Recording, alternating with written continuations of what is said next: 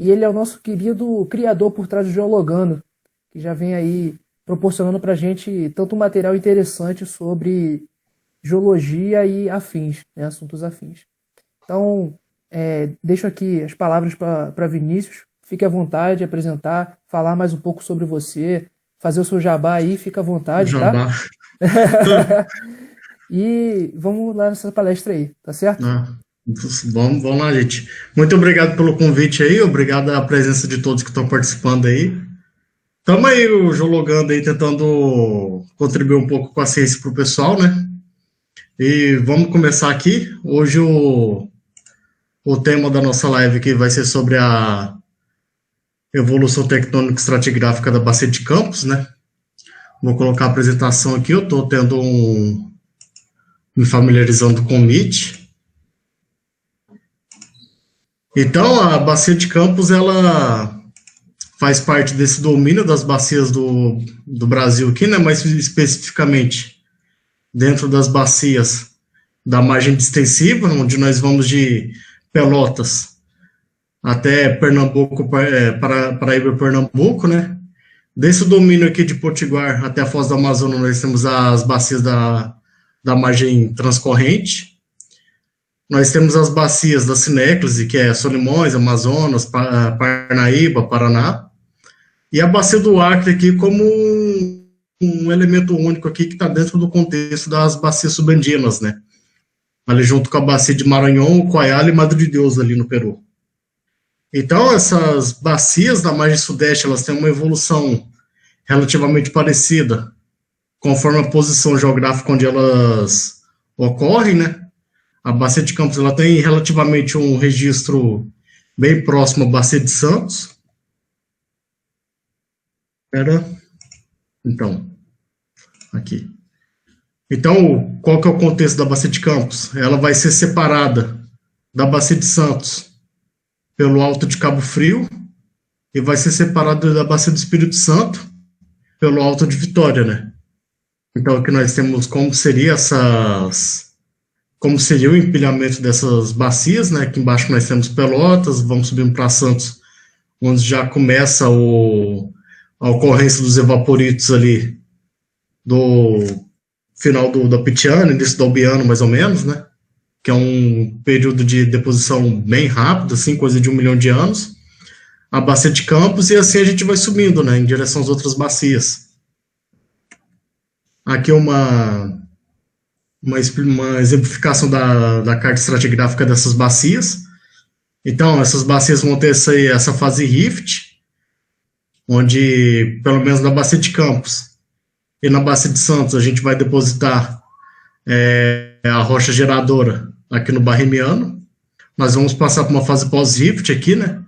Interessante notar que a fase rift aqui na bacia de Pelotas, ela é um pouco mais jovem que o rift, tanto na bacia do Espírito Santo, Campos e Santos. O rift ele é um pouco mais jovem na bacia de Pelotas. Nós vamos passar aqui pela fase transicional, onde nós vamos depositar os evaporitos, né? Aqui na bacia do Espírito Santo vai ser o membro Itaúnas, ou a formação Itaúnas. Na bacia de Campos vai ser a formação Retiro. E na bacia de Santos vai ser a formação Ariri. E daí para frente nós temos a fase Drift, né? Onde nós vamos começar com uma plataforma, né? Onde nós vamos depositar os carbonatos. E a partir do seno humaniano e turoniano nós vamos ter a fase clássica dessas bacias, né?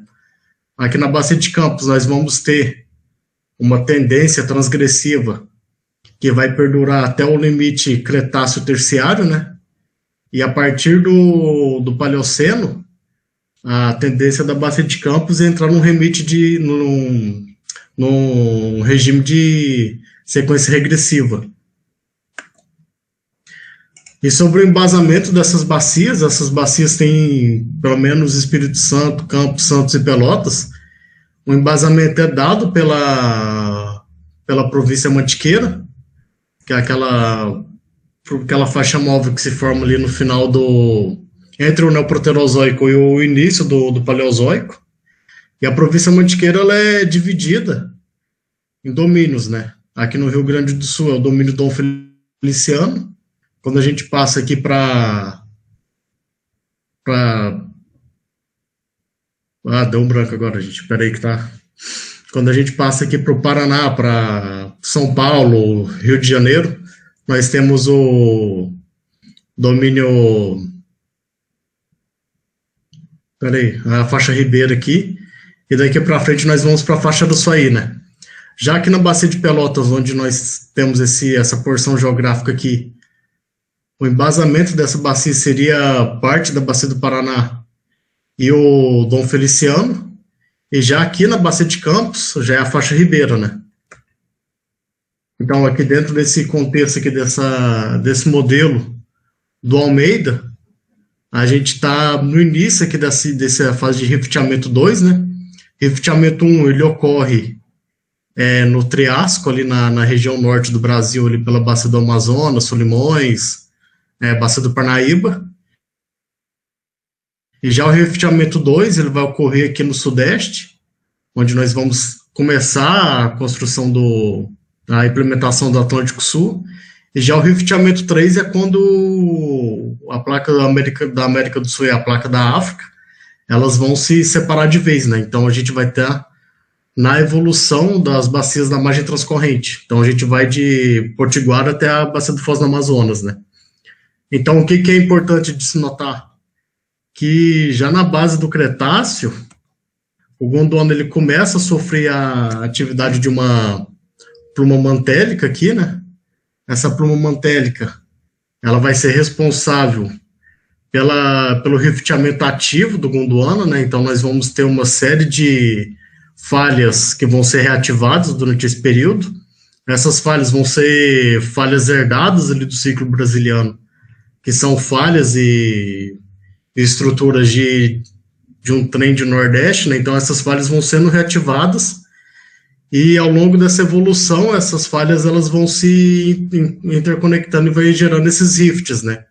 Então aí tem a implementação da fase rift. Então o que acontece? Essa pluma mantélica que se estabelece na base da litosfera, ela vai gerar condições para fusão parcial, né? Então nós vamos ter um grande derramamento de magma nesse continente que está sendo quebrado. Então, na Bacia do Paraná, esse magma ele é representado pela formação Serra Geral na Bacia do Paraná e em Tendeca na África do Sul, né? E nós vamos ter esse magmatismo nessas bacias que estão se formando. Aqui na Bacia de Santos, nós vamos ter a formação Camboriú, e na Bacia de Campos nós vamos ter a formação Cabiúnas, né, que são rochas básicas do início do registro dessas bacias. Então, o que acontece? Aqui nós temos o início do rifteamento, né? Aqui entre 130 e 125 milhões de anos nós temos a fase rift. De 123, mais ou menos, até uns 115, nós temos a fase pós-rift. A fase rift, a característica dela é a reativação dessas estruturas em uma tectônica rúptil intensa. Então, durante essa tectônica, o estilo de subsidência que nós temos operando nesses domínios é uma subsidência do tipo mecânica, né? Então, a gente vai ter uma subsidência bastante pronunciada nesses domínios, e também o magmatismo associado durante essa fase. Quando a gente já entra na fase pós-rift, a gente vai ter um período de quiescência tectônica, onde vai ter uma amenização desses processos, só que a deformação tectônica vai estar ocorrendo mais próximo ao centro de espalhamento que está se formando ali, né? Então nós temos essa ideia de diacronismo. Então quando a gente vê nesses artigos que os caras estão falando de diacronismo, essa ideia de diacronismo é que a evolução está sendo diferente e está sendo diferente ao longo desses domínios, né? Então, por exemplo, se a gente pensar na Bacia de Pelotas, a Bacia de Pelotas, a porção sul dela já tem uma sedimentação marinha, enquanto a porção norte já ainda tem uma atividade de deformação rúptil, ainda tem uma implementação da fase rift. Então a gente tem configuração tectônica distinta, sabe? Não é uma configuração que vai se perdurando homogeneamente, sabe? Aí nós entramos na fase transicional com a deposição dos evaporitos e a fase, após essa fase transicional, né, após a quebra desse segmento que estava unindo esses continentes, nós já entramos na fase marinha, né? Então isso aí é a ideia do Asmus e Porto, lá de 1972, quando eles vêm com a ideia de fase clássica, a fase transicional, a fase carbonática e a fase de deriva, né? Então eles vão segmentando essa evolução conforme essas nomenclaturas. É um trabalho bastante interessante de ler, porque como estava recém saindo ali da geossinclinal, então você vê muito termo da geossinclinal que está migrando para a tectônica de placas. É um artigo que é basicamente uma bíblia assim, para a tectônica de bacias, das bacias brasileiras, né? Então aqui, como que ocorre essa quebra, né? Essa quebra vai ocorrendo de sul até norte. Então aqui a gente vai saindo da Bacia de Pelotas, Santos, Campos, e a gente vai subindo até Paraíba e Pernambuco, né? Aqui são os corpos de rochas vulcânicas que ocorrem no continente, né? Devido a essa quebra. Aqui nós temos as rochas vulcânicas da Bacia do Paraná, né? Formação Serra Geral. E aqui são um trend de lineamento de rochas vulcânicas já do final do Cretáceo Superior. Ainda está em discussão se esse lineamento, que alguns chamam de Poços de Caldas, Cabo Frio, é devido a uma implementação de um hotspot, ou se é ou se é reativação de falhas, né? Ainda tem esse debate ainda, não está muito bem estabelecido. E na medida que nós vamos aqui para as bacias, esse vulcanismo aqui ele é registrado, principalmente nas proximidades do Alto de Cabo Frio, onde tem-se uma grande espessura de pacotes de rochas vulcanoclásticas, ou mesmo o que a gente interpreta como cones vulcânicos nessas proximidades, né? Então, é um vulcanismo que foi bastante interessante nesses domínios, principalmente no campo de Papa-Terra, na Bacia de Campos. Aqui está um esqueminha mostrando como que é a evolução, né? E essas bacias, elas têm um registro bem próximo do que ocorre nas bacias da margem leste da África. Então, uma cronocorrelata bem próxima da Bacia de Campos seria a Bacia de Kwanza, na África, né? Então, o que nós temos aqui, nós temos a fase Rift, aqui, que seria esse bege, depositando sobre o embasamento. Então, nós vamos passar para a fase pós-Rift, que é esse amarelo. Aqui a gente passa para a fase Rift, né? E para a fase de evaporitos. Vinícius, E aí, então... Oi? desculpa, eu não sei se para o pessoal tá travado, mas aqui o seu slide está parado na fase Rift, né? E você já está falando de outras coisas e parece que ele não está mexendo. Peraí. Se você quiser colocar para modo de apresentação, não tem problema não. Você continua mexendo normalmente. E agora? Pronto, agora já tá, agora mexeu, agora foi. Parou aqui? Tava não parado, né? Mas a imagem estava parada e você continuou falando. Aí não sei se foi só para mim ou se foi para todo mundo. Aí eu até estranhei se tinha sido o meu computador, né? Peraí, vamos ver. Alguém deve ter falado alguma coisa aqui no chat. Não, pior que não foi. Se tiver algum problema, pessoal, se puderem mandar no chat, por favor.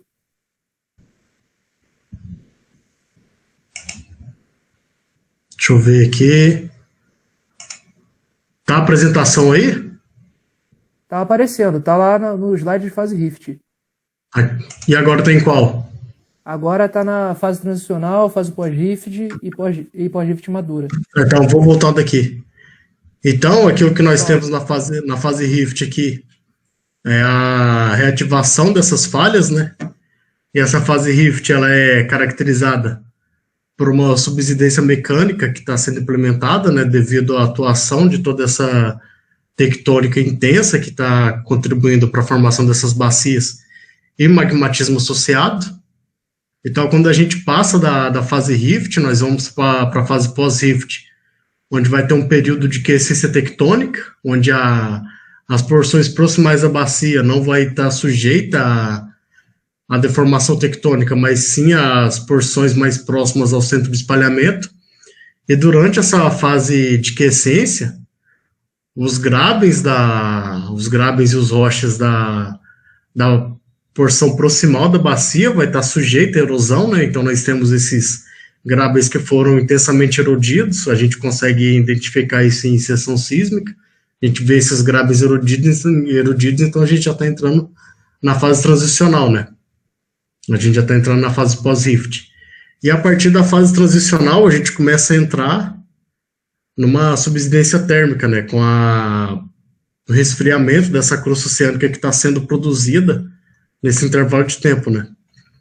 Então aqui a gente passa para a fase transicional com a deposição dos evaporitos nessas bacias, né, essa deposição ela é bem rápida, é coisa de 1 milhão de anos, e passando dessa fase transicional e a ruptura dos continentes e a implementação desse oceano, a gente já entra na fase drift, né? Primeiramente, a gente vai ter uma deposição de carbonatos, esses carbonatos vão estar depositando diretamente sobre esses evaporitos, e a partir do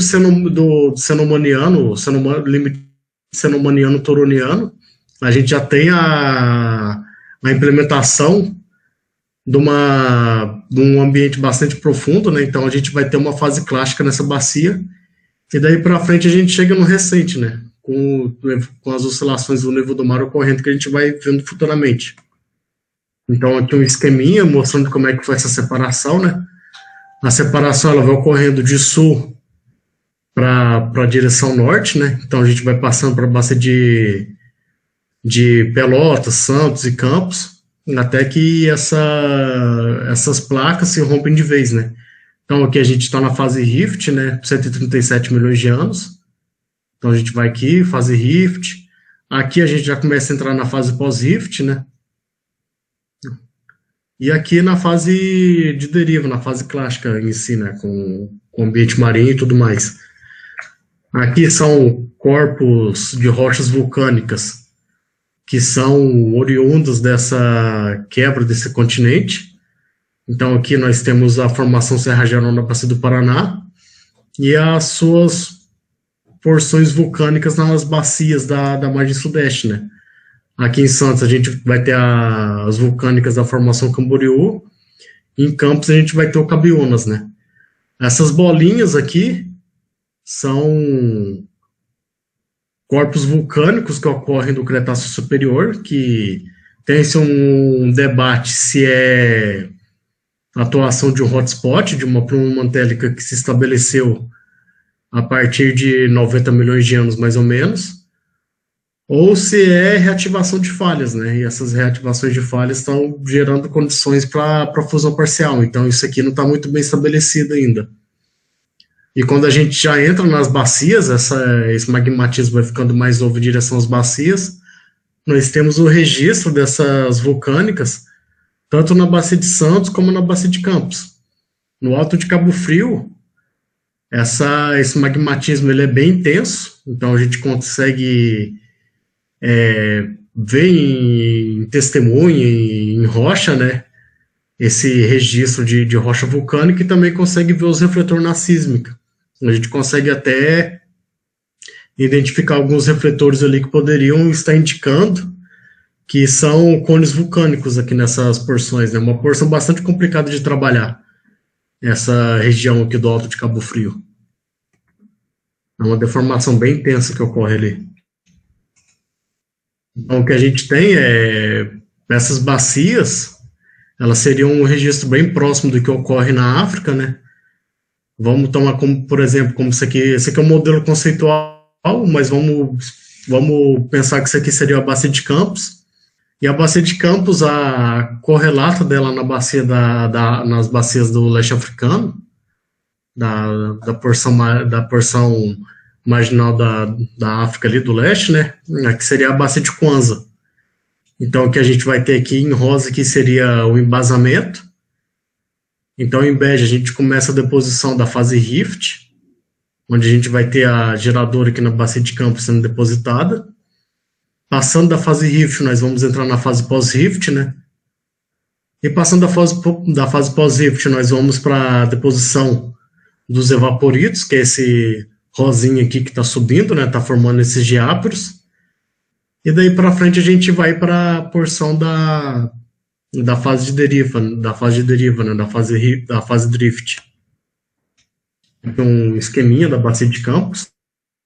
Então aqui é o embasamento, esse vermelhinho aqui tá aqui apontando. Aqui a fase rift, pós-rift, a fase transicional, né, que é os evaporitos.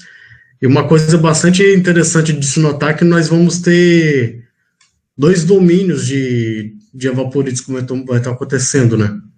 Aqui nós vamos ter os evaporitos num contexto mais extensional, onde nós vamos formar jangadas, nós vamos formar aquelas configurações de casco de tartaruga que vão servir de rota de migração do óleo do pré-sal para os reservatórios do pós-sal, né? Então, esses corpos amarelos aqui, que seriam os turbiditos, seriam os reservatórios do terciário, né, da formação Carapebus, que a gente vai ver futuramente. E aqui em Marinho Profundo, nós vamos ter uma configuração mais compressional desse segmento, né?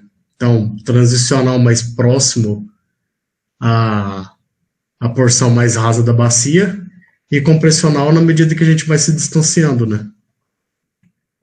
Então, o que aconteceria na fase rift?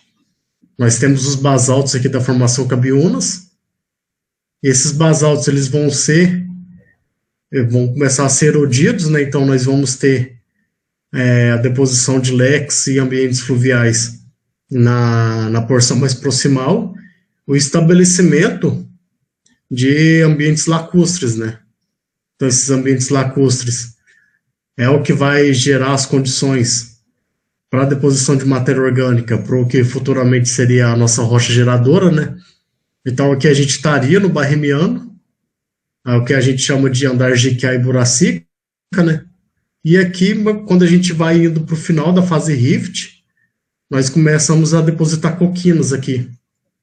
Então, o que seria aqui, rosa, seria a formação Cabiúnas. Aqui em verde, que seriam os folheiros, que é a formação Atafona, seria a deposição da rocha geradora. E o coqueiros aqui, que é esse azulzinho aqui, que são os coquinas, seria o reservatório, né, dentro do Barremiano.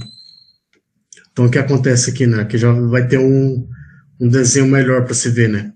Então, a fase rift, ela vai ser classificada nessa porção aqui, né. A Tafona aqui já é o final aqui quase o finalzinho do Barremiano. A gente vai estar depositando geradora. E coqueiros seria o reservatório, né? E quando a gente sai dessa fase rift, a gente já entra na fase pós-rift. Então, o que vai ter de deposição na fase pós-rift, a formação itabapoana vai se perpetuar, né? Nós vamos ter os conglomerados e os ambientes fluviais de borda de bacia. E aqui já começam as primeiras incursões de águas oceânicas aqui, né? Então, a formação Gargal e Macabô, elas, em alguns pontos, tem-se essa discussão que já começa a entrada dessas águas marinhas, né? Então, o que acontece? Na medida que a gente vai saindo dessa fase pós-rift aqui, a gente já começa a deposição dos evaporitos. Isso aqui é todo englobado dentro do Grupo Lagoa Feia. Antes do trabalho de 2007, o Grupo Lagoa Feia era chamado apenas de formação, né?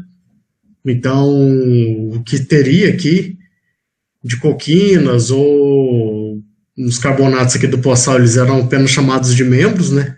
Em 2007, eles dividiram melhor esse registro. Então, o que nós temos hoje é essa compartimentação sedimentar da bacia de Campos, né?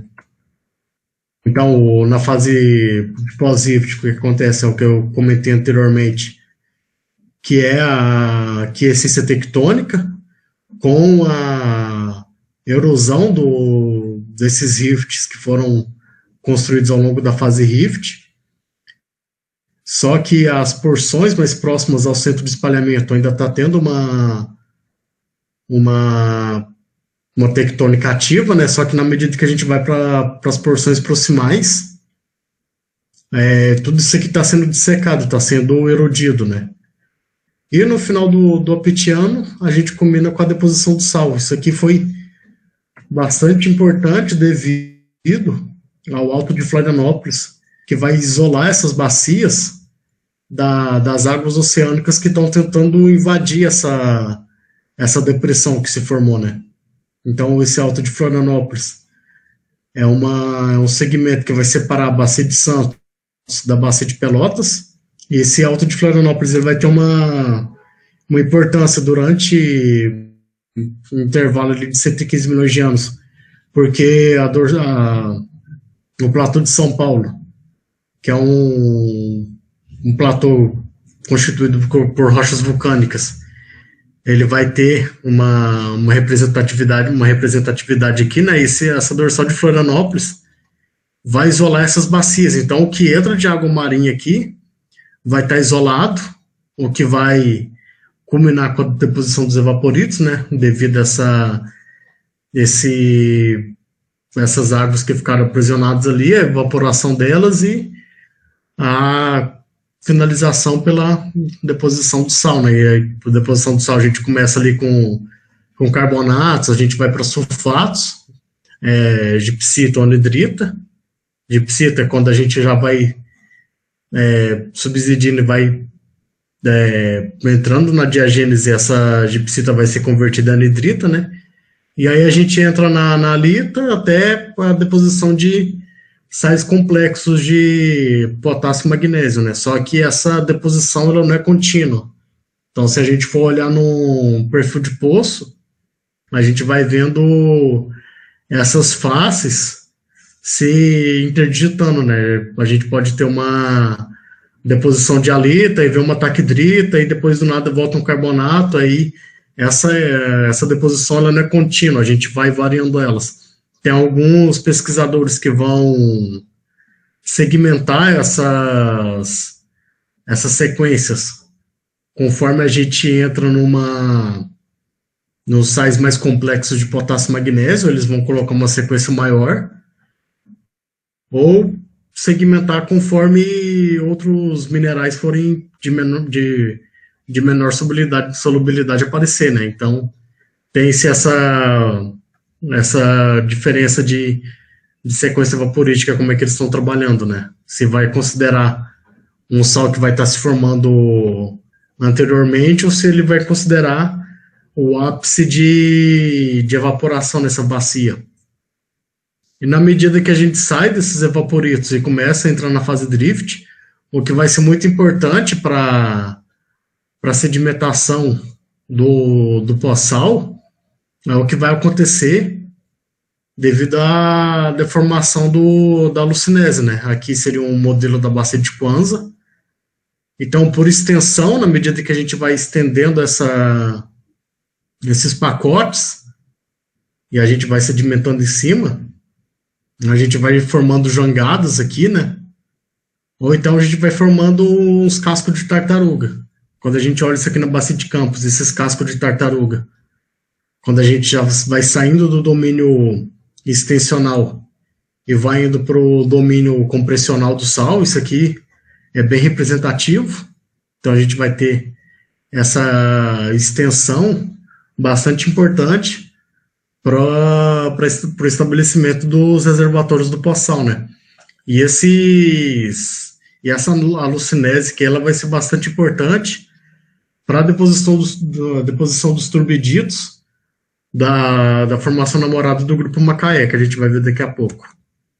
Ou a gente vai ter essa extensão, ou então a gente vai entrar no domínio compressivo, onde a gente vai ter a formação dessas estruturas de muralhas de sal, de ápiros de sal, domos de sal, né? Que é o que a gente vai observar aqui embaixo. Aqui a gente está na Bacia de Santos, aqui o Alto de Florianópolis está passando mais ou menos nessa direção, e aqui é a Bacia de Campos. Então aqui é o domínio extensional do sal em azul claro, e isso aqui um azul claro, um azul escuro, vai depender da resolução da tela, né? E na medida que a gente vai para sedimento, para porções mais profundas da bacia, nós vamos entrar no domínio compressional. Isso aqui é uma tectônica bastante complexa de se entender. E saindo da deposição da fase transicional, a gente vai entrar na fase carbonática, né, que seria a fase drift. Então, o que vai ocorrendo? A gente vai depositar essa plataforma carbonática acima do sal, que está bem aqui, ó, essa casquinha bem fininha, que seria a deposição dos evaporitos, né? E na medida que a gente vai depositando esses carbonatos aqui em cima, essa camada de sal ela vai começar a responder, por ela ter esse contraste de densidade, né? Então esse sal ele vai tender a subir, né? Então vai formar rotas preferenciais para os turbiditos da formação namorado aqui. Tá, não sei se vocês conseguem ver, mas tem umas cuias bem pequenininha aqui, amarela, né? Que seriam os turbiditos aqui da formação namorado. Então esse aqui já é o grupo Macaé dentro da fase drift, né? Então o grupo Macaé, como é que ele vai ser dividido? A gente vai ter umas rochas continentais, os conglomerados da formação Goitacás, que vai abrangendo toda a deposição do grupo Macaé. Nós vamos ter a deposição dos carbonatos da formação Quissamã, que também são reservatórios, né? Passando dos carbonatos, nós já vamos entrar aqui na formação Outeiro. E na medida que a gente vai indo para ambientes mais profundos, na medida que essa bacia ela vai ficando mais profunda, a gente vai entrando na formação Imbetiba, que aqui a gente já começa a depositar umas margas aqui nesse processo. E quando a gente já sai do Cenomaniano e vai entrando no Turoniano, a gente entra na fase clássica em si, né? Que aí a gente vai ter a deposição do siliciclástico. A gente vai sair desse domínio de deposição de rochas carbonáticas, né? Então, quando a gente entra no Cretáceo Superior, uma coisa bastante importante que acontece é o sorgimento da Serra do Mar e da Serra da Mantiqueira. Então, esse sorgimento vai ser devido à implementação de uma pluma mantélica, como eu disse anteriormente, aqueles corpos circulares, onde eles ocorrem no Cretáceo Superior. Eles discutem se é atuação de um hotspot ou atuação de reativação de falhas, né? Então tem essa discussão, e é durante esse intervalo de tempo que a gente vai ter o sorgimento da Serra do Mar e da Serra da Mantiqueira. Então o que acontece? A gente tem essa cadeia de montanhas que está sendo sorguida, essa cadeia ela vai ser sorguida entre o intervalo de 90 milhões de anos até o topo do Maastrichtiano, né, até o final do Cretáceo. E quando essa anomalia térmica, a gente sai desse contexto de anomalia térmica devido à deriva continental, o que vai ocorrer é o colapso dessa cadeia de montanhas aqui, né? Então a gente vai ter a construção dos rifts cenozoicos do Sudeste brasileiro, né? Que a gente vai ver daqui a pouco.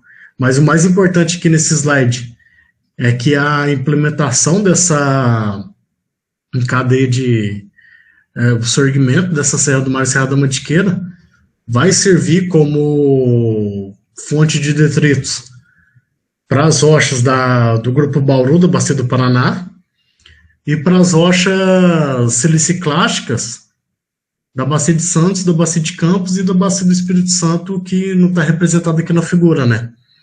Então, nesse contexto, a gente tem uma uma topografia bastante interessante, porque essa porção aqui é um alto. Eles estimam que isso aqui tinha em torno de 2.500 metros de altura, até 3.000 metros de altura. Então, ao lado já tem uma bacia profunda que se estabeleceu aqui. Esses tempos do Cretáceo Superior nessas bacias é um ambiente marinho bem profundo mesmo, coisa de batial, abissal. Então não tem muito tempo para esse sedimento aqui ser retrabalhado, né? Então ele já desce na bacia, já vai ter um processo de retrabalhamento bem curto, assim, né? Então a gente não vai ter aquele processo de arredondamento do grão, né? Então principalmente os turbiditos da bacia de Campos aqui, que é a formação Carapebus, que a gente vai ver daqui a pouco, eles são caracterizados por rochas siliciclásticas bem mal selecionadas, né? Não tem uma seleção muito efetiva devido a esse contraste de elevação, né?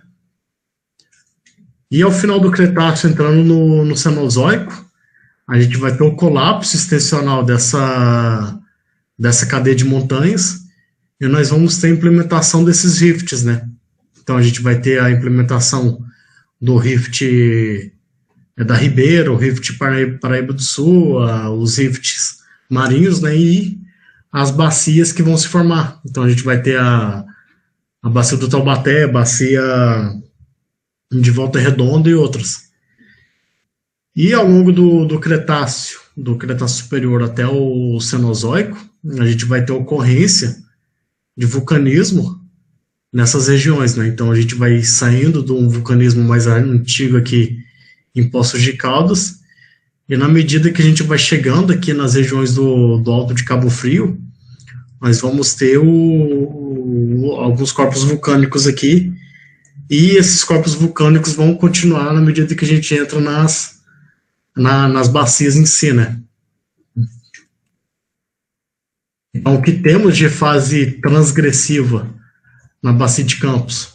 A gente vai ter a formação Ubatuba-Tamoios, né? Que são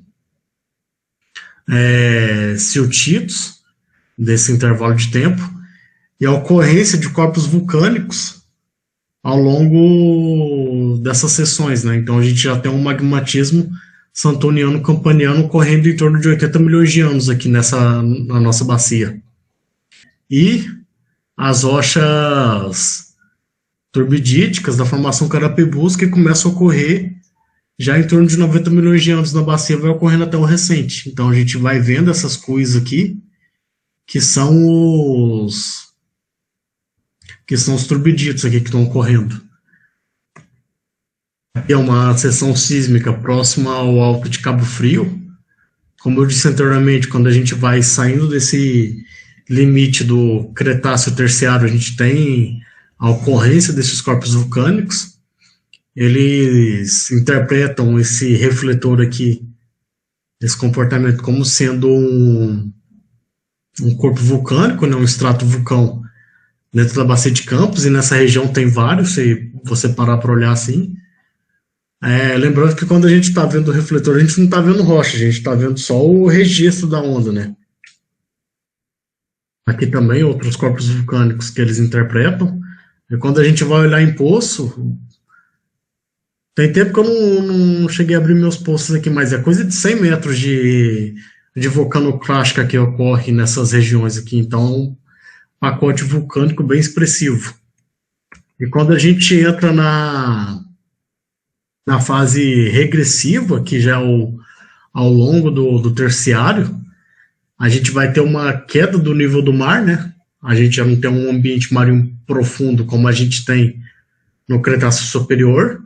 Então, quando a gente entra no Cenozoico, o mar ele o nível do mar começa a cair muito, né? Então a gente vai ter a dissecação dessa plataforma que está sendo exposta, né? Então, nisso a gente vai futuramente criar rotas de migração desses turbiditos. Então, o que temos aqui na bacia de Campos, durante a fase regressiva, é a formação Tamoios, que eram os siltitos, eles vão ser substituídos pela formação Ubatuba Membro Jeribá, que vai ser um siltites aqui de Marinho Profundo. Aqui tem-se alguns corpos de rochas vulcânicas, né? Devido a esse magmatismo que ainda está ocorrendo, que vai ocorrer até em torno de 45 milhões na Bacia de Campos. Esse magmatismo no Oceano Médio aqui seria o último evento que tem registrado na bacia, né? Então, daqui para frente, em torno de 50 milhões para frente, o nível do mar na Bacia de Campos começa a cair muito. Então, a gente começa a ter a deposição do que a gente chama aqui de formação em Boré mesmo São Tomé, que seria rochas siliciclásticas de marinho raso, ou até mesmo ambiente continental, né? E uma coisa bastante importante que vai voltar a acontecer é a deposição de rochas carbonáticas da Bacia de Campos. Então, essas rochas voltam a depositar somente em torno de 45 milhões de anos. A gente volta a ter um registro de carbonatos na Bacia de Campos, como aqui o membro Siri, dentro da formação em Boré, o membro Gruçaí, que é carbonatos também. E a deposição da formação Carapebus, né? Que seria o reservatório do Poçal na Bacia de Campos. Então tem esses corpos de turbiditos aqui cortando esses pacotes de rochas, né? Então isso aqui seria um esquema bem simples do que está acontecendo, né? Então outro ponto bastante importante que vai ocorrer, que é um refletor bem chave aqui, seria o Marco Azul, que vai estar ocorrendo mais ou menos aqui nessa porção aqui da bacia. O Marco Azul a gente consegue enxergar ele basicamente em toda a bacia, né, que é um refletor que vai indicar a superfície de inundação máxima dentro desse sistema. Vai estar aqui em cima, né, o Marco Azul. Então o que vai estar ocorrendo? A gente tem a deposição da rocha geradora aqui no Barremiano, e essa rocha geradora ela vai alimentar os reservatórios, né? Tanto as coquinas da bacia, como os carbonatos da fase drift, os carbonatos ali do grupo Macaé, como também os turbiditos da formação Carapebus, né? Então a gente começa a formação Carapebus começa a depositar ali em torno de 90 milhões de anos, né? Então a gente começa a ter um ambiente favorável para a geração desse reservatório aqui, né? Tem-se uma discussão se o Kissamã, que é uma rocha, que é aquela rocha que vai ocorrer dentro do grupo Macaé, seria uma rocha geradora também, mas ainda não está muito bem estabelecida essa ideia. Mas o que tem mais confiável mesmo é que a geradora da Bacia de Campos ocorre na fase rift, né? Que seria os folheiros lacustres ali desse intervalo de tempo. E aí o que vai possibilitar a migração desse óleo da fase rift para o pós-sal, né? Seria aqueles domínios extensionais do sal, né, onde a gente vai estar formando jangadas, ou então casco de tartaruga. Então o óleo, ele, por não ter essa capa que vai estar separando, que não vai deixar essa capa de sal, que não vai deixar o óleo migrar, não corre nessas porções, então o óleo ele consegue atravessar através dessas janelas. E quando ele encontra algumas falhas lístricas dentro do grupo Macaé, ele consegue ascender até os turbiditos do grupo Campos, né? Que aí já está na fase clássica, né? Então, outra coisa bastante importante desse sal é a condutividade térmica dessa rocha, né? Então, pelo sal ter uma condutividade térmica bastante alta, o que vai acontecer? Ele vai tirar a temperatura dessas rochas que está aqui embaixo, ele vai, digamos assim, vai sugar a temperatura, né? Então a gente vai ter essa temperatura sendo sugada, ele vai dissipar essa temperatura já em torno da cabeça dele ali, né, em torno da superfície. Então, se a gente pegar e fizer uma medição de temperatura aqui na superfície, numa janela, numa muralha de sal, por exemplo, a estimativa é que a temperatura aqui na superfície do sal seria uma temperatura muito mais alta do que se a gente pegar e medir aqui na base do sal. Então, por essa condutividade térmica do sal ser bastante alta, ele consegue deixar essas rochas que estão aqui nos reservatórios do pré-sal numa temperatura de geração de óleo ainda, né? Então a gente não vai ter a elevação dessa temperatura e assim deixar o óleo numa temperatura mais elevada, né? Então essa aqui seria uma carta de eventos para a bacia de Campos, né? Então o que a gente tem? A deposição da geradura ocorre aqui nesse intervalo de tempo. Aqui em amarelo nós vamos ter os reservatórios, né?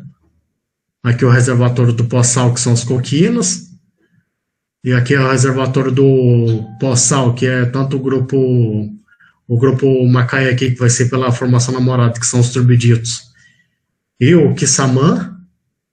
E daqui para frente aqui, ó, do Campaniano em diante, já são os turbiditos ali da formação Carapebus.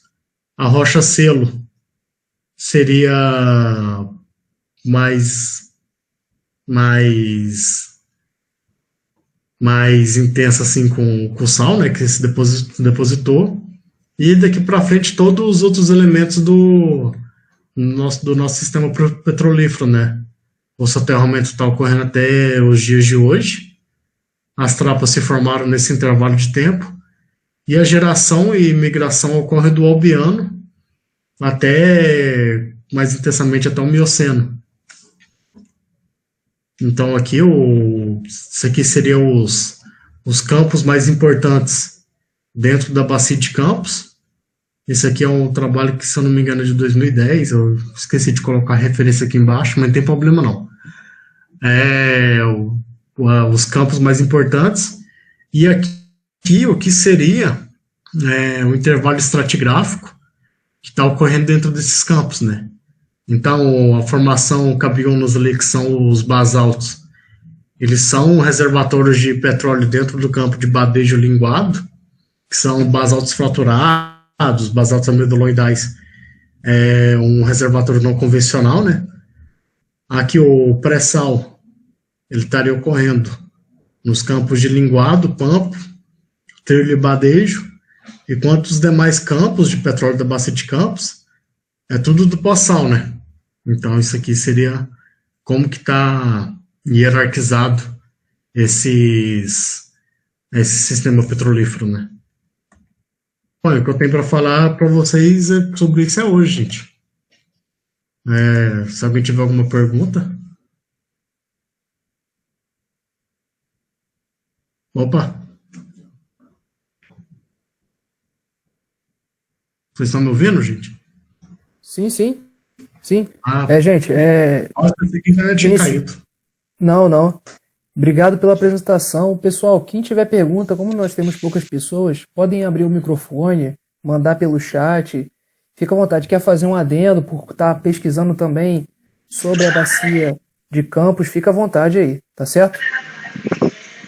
Olá, pessoal. Opa, grande Glauber.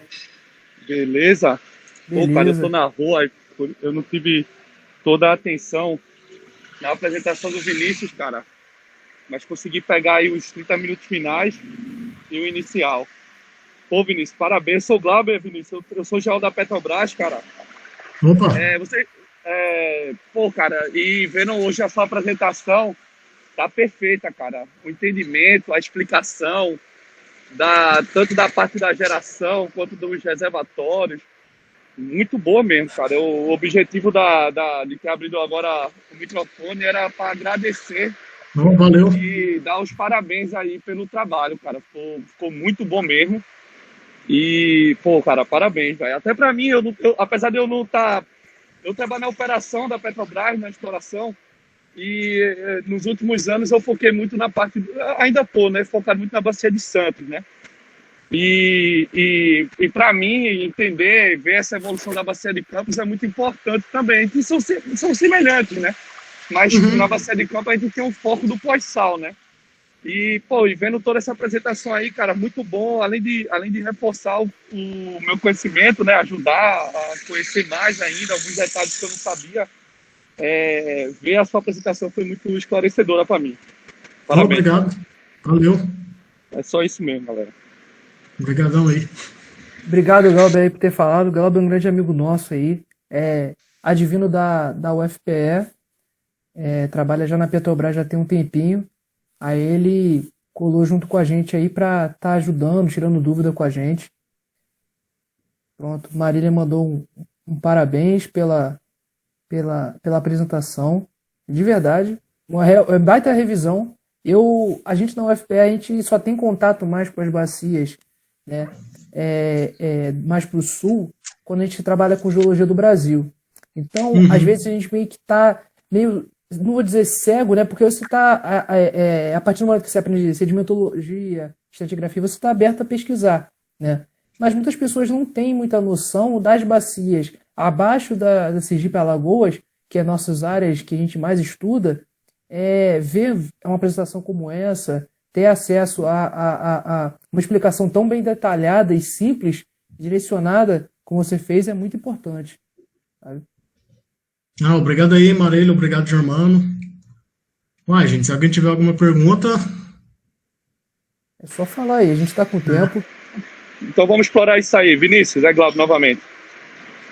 Vinícius, como é que você nas suas pesquisas aí, você tem acompanhado aí essas áreas exploratórias ali no sul da Bacia de Campos? Você tem lido sobre isso?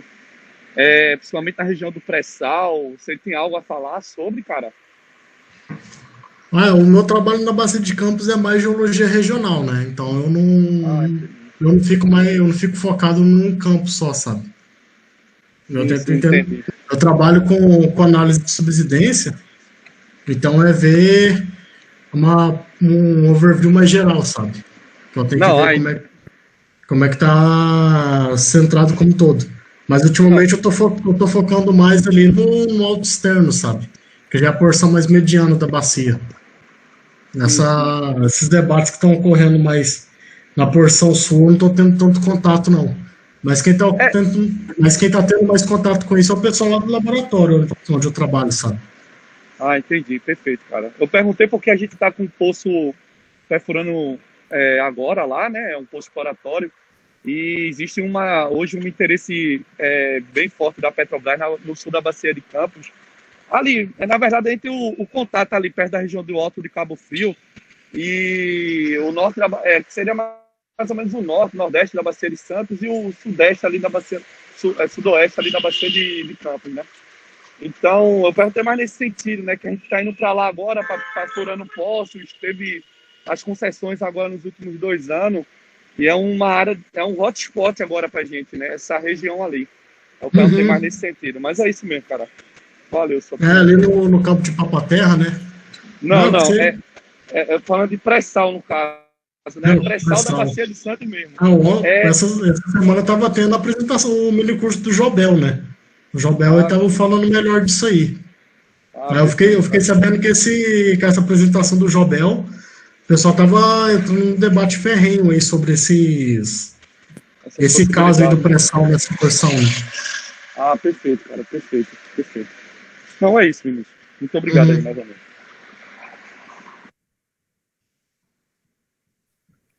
Então, galera, sem mais perguntas, se Vinícius está aí à disposição. Também sexta-feira, em casa, não tem como sair. Até tem, né? Mas aqui na esquina tem um forró. Um forró, vai pro barzinho, vai lá pro Corona Bar. Uh, Só peça boa lá.